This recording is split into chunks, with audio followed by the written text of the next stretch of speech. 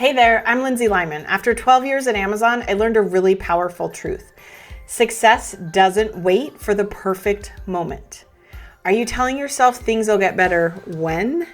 When the project ends? When you have a different boss? When the economy improves? The when trap keeps talented professionals stuck for years. On this podcast, we're done waiting. I'll show you how to stop postponing your success and get the salary and title you deserve now, without working crazy hours or sacrificing your sanity. If you're ready to transform your career without starting over, you're in the right place.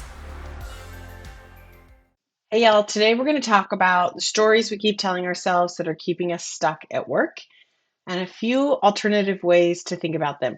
Now, I'm going to forewarn you, I'm not here to tell you you should just be happy and feel good and excited about hard things that are happening. Work is a crazy place these days for a lot of you. So many of my clients are feeling stuck and afraid to leave because of the job market, or worried that if they do become the new person, they're going to be up for layoffs. Like, things are crazy right now. And so I want to offer you a tool that's really helpful to feel like there are options, like there is glimmer of hope, while also acknowledging some of the situations that you're in are really challenging and hard. And to add to the challenging situation you're in, many leaders are really struggling as well. So mentors that maybe you had or managers that you liked or trusted aren't there or aren't able to help and support you in the same way. And companies continue to reorg all the time. So you maybe had a manager you really liked and helped kind of shield you from some of those hard things, and now you're being exposed to it in a new way and it's challenging. So I want to teach you a really helpful tool that I use with a lot of my clients that hopefully will help you feel a little bit better about work as well today. It's really looking at the stories that we tell ourselves about the situations we're in, because the story we tell is what we continue to reiterate and what our nervous system, what our brain believes, right? Your brain would rather be right than feel good. So it's important that we talk to ourselves instead of just listen.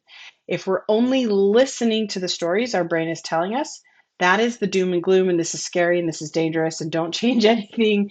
This is terrible and horrible. We have no good options by design, right? Your brain's job is to tell you what's scary and dangerous.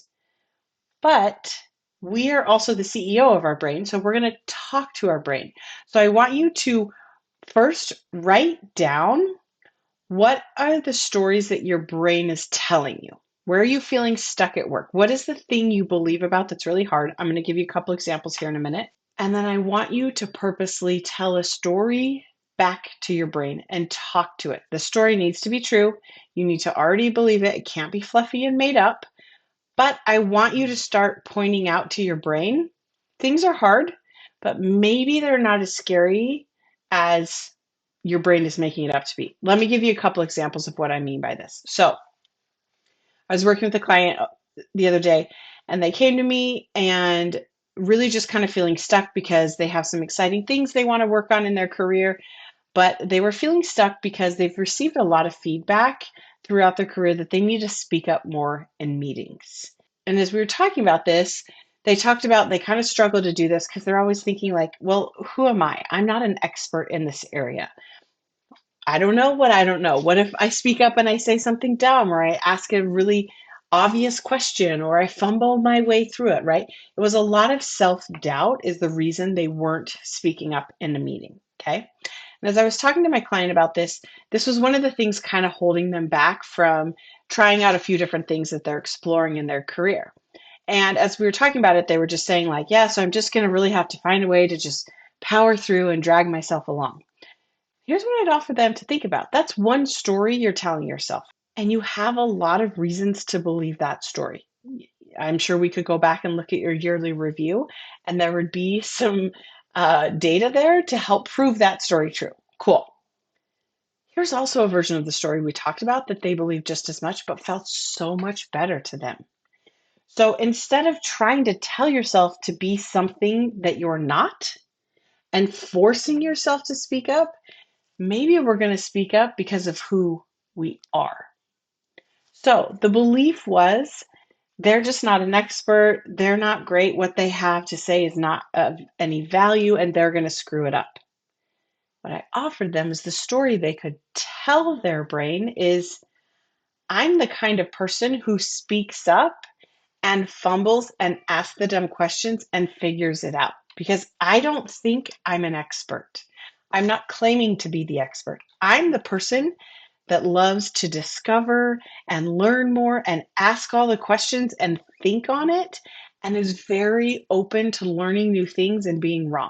That's me, right? And as we talked about this, you could see the person realize the thing they'd gotten feedback on wasn't the problem. The problem wasn't that you're not speaking up in meetings. The problem was they felt insecure and like they weren't good enough to speak in meetings. When I helped them realize that is a strength, that is what draws people to you, that is what makes people feel able to be vulnerable, that that's actually a key leadership principle, that you don't think you're an expert, that that's not a bad thing. Guess what? They started speaking up in meetings. They started asking questions. Some of them were dumb, some of them weren't. It's okay. Dumb questions are welcome. That's how we learn. So, the story their brain was telling them is they're not an expert. And if you're going to speak up, you need to make sure that you're being an expert. The story they started to tell themselves was, I'm not an expert, and I like that about myself. Okay, so again, just think of what are the stories your brain's telling you, and let's tell it some stories back. Let me give you a couple other examples. I was also working with a client who was really frustrated because they were extremely successful, very well at what they did, and their line of work had them presenting a lot to large senior groups of people. And every single time at the beginning of their presentations or whenever they were publicly speaking, the first 5-ish minutes, they were always very flustered. They were nervous. They were talking fast.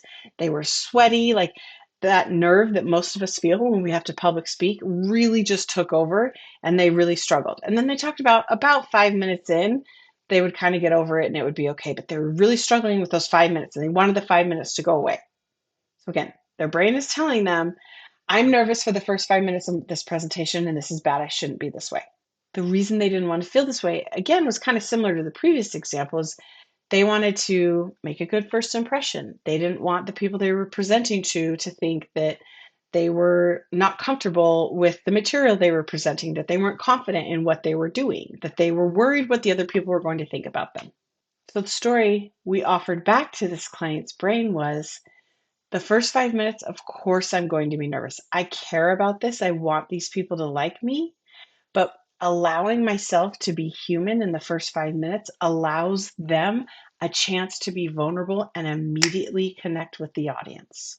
Instead of getting up there and diving right into the material and leading the room and being the expert, they're able to get up there, be confident, and say, whew, I'm a little bit nervous right now, but I can't wait to talk to you about the material I presented.